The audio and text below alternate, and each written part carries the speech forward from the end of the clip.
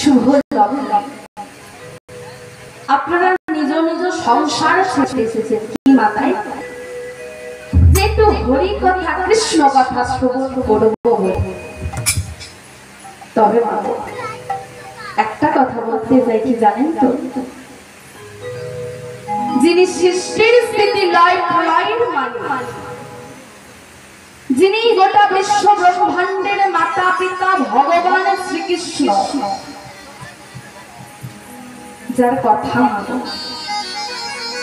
৩৩ কোটি দেবদেবী বলে শেষ করতে পারে,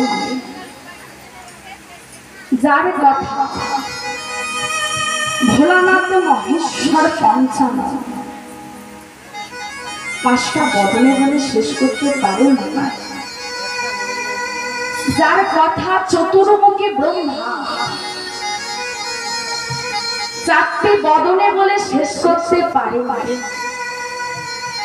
মাগো তার কথা এই আমার মতো একটা নরকের কি, আমার মতো মূর্খ মানুষের পক্ষে কি বলা সম্ভব? সম্ভব না। তবে গুরুদেবের মুখে শুনেছি যে ভক্ত পদ ধুলি আর ভক্ত পদ জল, ভক্ত ভক্ত অবশেষ এই তিন হয় মহা। শুনেছি নাকি ভক্তের আশীর্বাদ থাকে, অসম্ভবকেও সম্ভব করা যায়। শুনেছি এই সকল ভক্তের কৃপা থাকলে অসাধ্যকেও সাধন করা যায়।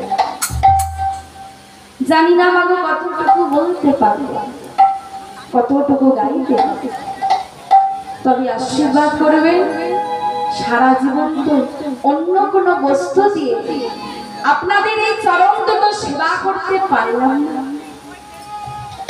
যদি একটু কৃষ্ণ নাম হরি নাম এই আপনাদের মতো ভক্তের যদি চরণ দুটো ধৌত করে দিতে পারে, মনে করব আমার এই সাধের মানব জন্মটা যেন ধন্য হয়ে গেল।